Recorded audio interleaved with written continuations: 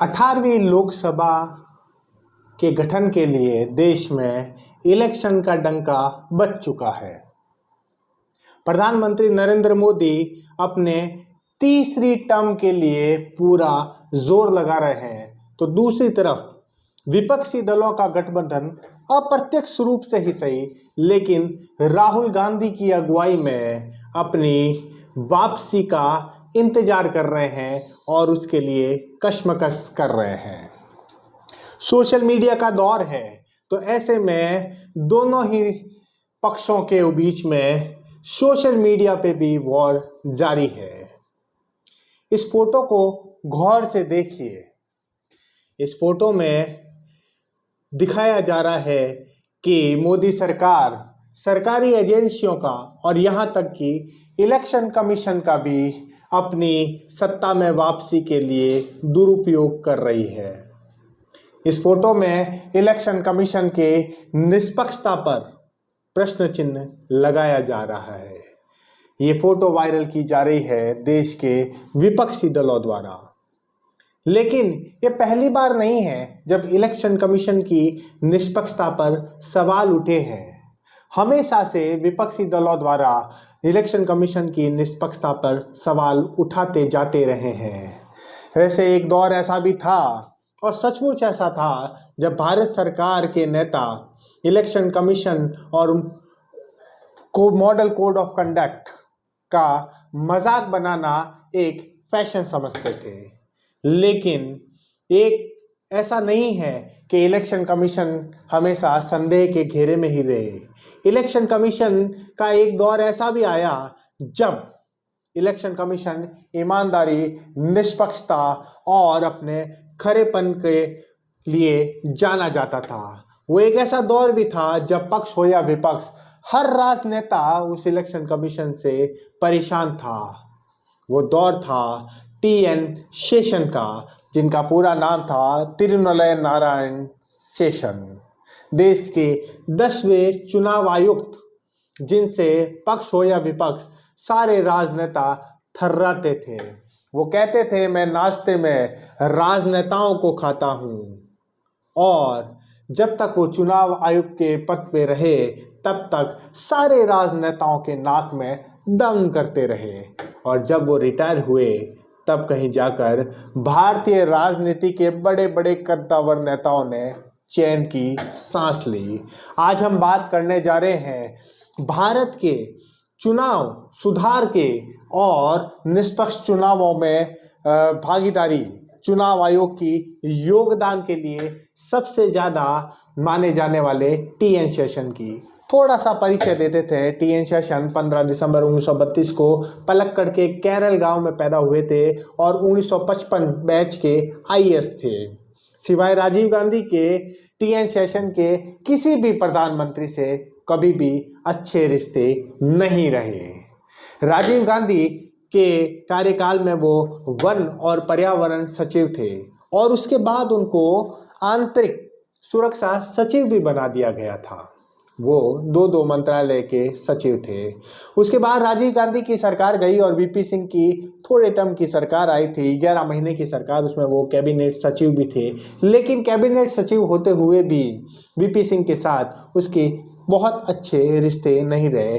फिर 11 महीनों में ही वीपी सिंह की सरकार गिर गई और कैबिनेट सचिव का पद भी टी.एन. शेषन के हाथ से चला गया। वीपी सिंह की सरकार के 11 महीने वाले कार्यकाल, नायक से खलनायक वाला वीडियो हमने आपके लिए बनाया था, उसे भी ज़रूर देखिएगा। खैर, वीपी सिंह के बाद चंद्रशेखर की सरकार आई।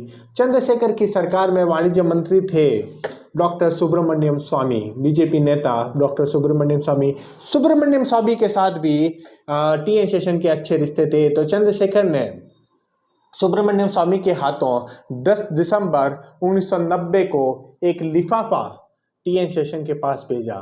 उस लिफाफे में उनको मुख्य चुनाव आयुक्त बनाने के आदेश थे। एक बार के लिए टी.एन. शेषन ने उस आदेश को स्वीकार नहीं किया। उन्होंने कहा, मुझे वक्त चाहिए। वो राजीव गांधी के पास सलाह करने के लिए आधी रात को पहुंच गए। आधी रात को राजीव गांधी और टी.एन. शेषन की मुलाकात हुई। थोड़ी टाइम बाद में राजीव गांधी ने मुख्य चुनाव आयुक्त बनने के लिए टी.एन. शेषन को हामी भर दी। वो उठे, चलने लगे तो राजीव गांधी ने मजाक में एक चुटकी ली कि ये दाढ़ी वाला आदमी इस बात के लिए हमेशा पछताएगा कि उन्होंने तुम्हें मुख्य चुनाव आयुक्त बना दिया है। और बात ये सही भी निकली। जैसे ही टीएन शेषन मुख्य चुनाव आयुक्त बने, उन्होंने अपने ईमानदारी और खरेपन का ट्रेलर देना शुरू कर दिया और मॉडल कोड ऑफ कंडक्ट और चुनाव आयोग की खिल्लियां उड़ाने के आदतन राजनेता उन सब के नाक में दम कर दिया। बहुत सारे किस्से हैं 6 साल के उनके कार्यकाल के, उसमें से चंद किस्से हम आपके लिए लेकर आए हैं। शुरुआत करते हैं जब राजीव गांधी की हत्या हुई, तो हत्या के तुरंत बाद बिना सरकार से मशवरा किए टीएन शेषन ने मुख्य चुनाव आयुक्त होने के नाते लोकसभा चुनाव स्थगित कर दिया। ये पहला मौका था जब टीएन शेषन ने बता दिया था कि अब चुनाव आयोग का दौर बदल गया है। खैर, कांग्रेस की सरकार बनी और पीवी नरसिम्हा राव प्रधानमंत्री बने, लेकिन पीवी नरसिम्हा राव के पूरे कार्यकाल में टीएन शेषन और पीवी नरसिम्हा राव के बीच में तल्खियां बढ़ती गई और अनबन के बहुत सारे किस्से हुए। शुरुआत से एक किस्सा सुनाते हैं। इटावा में उपचुनाव होने वाले थे। उस वक्त विधि राज्य मंत्री थे रंगराजन कुमार मंगलम। उन्होंने अपने सचिव से टीएन शेषन को फोन कराया कि एक काम कीजिए, इटावा के चुनाव को थोड़े समय के लिए स्थगित कर दीजिए। टीएन शेषन ने प्रधानमंत्री को पत्र लिखा कि सरकार को कोई गलतफहमी है कि मैं कोई घोड़ा हूं और सरकार उसकी घुड़सवार। अगर आपको मेरे फैसले में कुछ बदलाव चाहिए तो कुछ मजबूत तर्क के साथ कोई बात कहें तो मैं विचार जरूर करूंगा, लेकिन अगर आप चाहते हैं कि मैं आपके इशारों पे नाचूं तो मैं कोई कोऑपरेटिव सोसाइटी नहीं हूं। ये बात हुई और शुरुआत हो गई नरसिम्हा राव सरकार और टीएन शेषन के बीच तल्खियों की। टीएन शेषन चाहते थे कि मुख्य चुनाव आयोग की शक्तियां सुप्रीम कोर्ट के बराबर हो, वो निष्पक्ष हो, वो भारत सरकार का हिस्सा नहीं है, वो एक निष्पक्ष संस्था है। उसके अलावा वो मतदाता पत्र और उसमें फोटो लगे मतदाता पत्रों के भी पक्षधर थे, ताकि निष्पक्ष चुनाव को हमेशा से निष्पक्ष चुनाव पक्की गारंटी की जाए। ऐसे में सरकार और मुख्य चुनाव आयोग के बीच में तल्खियां न होनी वाजिब ही थी। मामला सुप्रीम कोर्ट तक पहुंच गया। सुप्रीम कोर्ट का डिसीजन आया ही नहीं था तो वक्त आ गया 2 अगस्त 1993। ये डेट बहुत इंपॉर्टेंट है। इस वक्त 17 पेज का एक लेटर लिखा टीएन शेषन ने और उन्होंने कहा कि जब तक सरकार के साथ मेरा गतिरोध बंद नहीं हो जाता, खत्म नहीं हो जाता, तब तक इस देश में कोई चुनाव नहीं होंगे। लोकसभा चुनाव, राज्यसभा चुनाव, विधानसभा चुनाव, सब पे टीएन शेषन ने रोक लगा दी। उसके बाद उस रोक के अंदर पूर्व राष्ट्रपति प्रणब मुखर्जी भी लटक गए। कैसे, ये किस्सा आपको सुनाते हैं। प्रणब मुखर्जी योजना आयोग के उपाध्यक्ष थे, लेकिन प्रधानमंत्री नरसिम्हा राव ने उनको वाणिज्य मंत्री बना दिया, लेकिन तब तक वो संसद के सदस्य नहीं थे। तो उन्होंने सोचा कि पश्चिम बंगाल के राज्यसभा के चुनाव आने वाले हैं, वहां से आपको राज्यसभा का सदस्य बना के वाणिज्य मंत्रालय को आपके हाथों में निरंतरता प्रदान कर दी जाएगी। लेकिन टीएन शेषन की जिद में वो चुनाव अटक गए और प्रणब मुखर्जी को वाणिज्य मंत्री के पद से इस्तीफा देना पड़ा। ऐसे में उस वक्त के मुख्यमंत्री, पश्चिम बंगाल के मुख्यमंत्री ज्योति बसु तिलमिला गए और उन्होंने टीएन शेषन को पागल कुत्ता तक कह दिया, मर्यादा की सीमाएं लांघती। और वैसे भी उनको पीठ पीछे सारे नेता अल्सेशन भी कहते थे। खैर, 1 अक्टूबर 1993 को इसका तोड़ पीवी नरसिम्हा राव ने निकाल दिया। उन्होंने अपनी तरफ से 2 और चुनाव आयुक्तों की नियुक्ति कर दी, एमएस गिल और जीवीजी कृष्णमूर्ति, जो सरकार की तरफ से चुनाव आयुक्त बन गए। अब चुनाव आयोग में मुख्य चुनाव आयुक्त नहीं था, 3 चुनाव आयोगों का पैनल था जो आज भी बरकरार है। लेकिन इन तीनों के बीच में कभी भी तालमेल नहीं बैठा और 1996 तक, जब तक मुख्य चुनाव आयुक्त टीएन शेषन रहे, उन्होंने इनके साथ कभी कोई सहयोग नहीं कहा और इनके बीच में भी हमेशा तालमेल की कमी रही। वैसे एमएस गिल, जीवीजी कृष्णमूर्ति और टीएन शेषन के बीच में पुल का काम करते रहे। 1993 के हिमाचल और यूपी के चुनाव आए, उसमें भी टीएन शेषन ने अपने खूब जलवे दिखाए।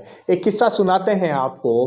कल्पनाथ राय यूपी के कद्दावर नेता थे कांग्रेस के। वो अपने भतीजे के चुनाव का प्रचार कर रहे थे और एक मंच पे भाषण दे रहे थे, लेकिन चुनाव प्रचार की समय सीमा खत्म हो चुकी थी और उनका भाषण खत्म नहीं हुआ था। तो टीएन शेषन ने तुरंत उनको मंच से बीच भाषण में नीचे उतरवा दिया और कह दिया कि समय सीमा समाप्त हो चुकी है, अब प्रचार थमा जाएगा। इसके अलावा हिमाचल में जब विधानसभा चुनाव हुए तो हिमाचल के उस वक्त के राज्यपाल गुलशेर अहमद, उन्होंने अपने राज्यपाल रहते हुए अपने बेटे का चुनाव प्रचार किया, तो उनके ऊपर भी टीएन शेषन ने बहुत सख्ती की। उस वक्त वो समय था जब यूपी और बिहार में निष्पक्ष चुनाव करवाना अपने आप में एक बहुत बड़ा चैलेंज था। 1995 का चुनाव आया, बिहार का चुनाव, जिसमें बूथ कैंपरिंग, शराब माफिया और दुनिया भर के उल्टे सीधे काम एक आम बात थी। उस टाइम में बिहार में निष्पक्ष चुनाव कराना एक चैलेंज से कम नहीं था, लेकिन ऐसे में मुख्य चुनाव आयुक्त रहते हुए टीएन शेषन ने बिहार चुनाव को 4 चरणों में करवाया और चारों चरणों की डेटें भी बार बार बदली। जब भी कहीं से कोई शिकायत आती, वो चुनाव उस जगह को स्थगित कर देते और आगे बढ़ाते थे और उस समस्या को निवारण करने के बाद ही चुनाव करवाते। बिहार के उस चुनाव में जिस तरह से अव्यवस्था फैली और जिस तरह से मुख्य चुनाव आयुक्त ने अपना डंडा चलाया, लालू प्रसाद यादव उस वक्त के मुख्यमंत्री तिल मिला गए। लालू प्रसाद यादव ने एक पब्लिक मीटिंग में यहां तक कह दिया कि ये शेषनवा पागल सांड है, इस शेषनवा को भैंसवा पे बैठा के हिला देंगे। यहां तक कि सारे नेताओं ने अपनी मर्यादाएं भंग कर दी।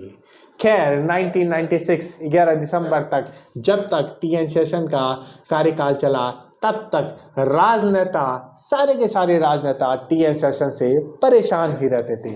1996 में टीएन शेषन को निष्पक्ष चुनाव कराने के लिए फेमस रेमन मैग्सेसे अवार्ड से भी नवाजा गया। 1997 में टीएन शेषन ने राष्ट्रपति का चुनाव लड़ा था के.आर. नारायणन के खिलाफ, लेकिन चुनाव हार गए। फिर 1999 में लाल कृष्ण आडवाणी के खिलाफ गांधीनगर से लोकसभा का भी चुनाव लड़ा, लेकिन वो भी हार गए। खरे आदमी अक्सर राजनीति में लंबे चल नहीं पाते हैं। खैर 10 नवंबर 2019 को चेन्नई में टीएन शेषन की मृत्यु हो गई। 2022 में एक सुनवाई के दौरान सुप्रीम कोर्ट ने कहा था कि चुनाव आयुक्त तो बहुत हुए हैं इस देश में, लेकिन टीएन शेषन एक ही हुआ है, और ये बात बिल्कुल सही है। टीएन शेषन को हमेशा याद रखा जाएगा भारत के लोकतंत्र को मजबूत करने के लिए। भारत के लोकतंत्र के इतिहास को जब भी लिखा जाएगा तो टीएन शेषन का नाम स्वर्णिम अक्षरों में लिखा जाएगा। ये देश, ये लोकतंत्र और इस देश के लोगों की लोकतांत्रिक शक्तियाँ टीएन शेषन को कभी नहीं भूल पाएगी। लॉजिशियन आंसू टीएन शेषन को उनके योगदान के लिए, भारत के लोकतंत्र में योगदान के लिए सलाम करती है। ऐसे ही दिलचस्प वीडियो के लिए लेकर आपके लिए फिर लेकर आएंगे। तब तक लॉजिशियन आंसू के साथ बने रहिए। जय हिंद, जय भारत।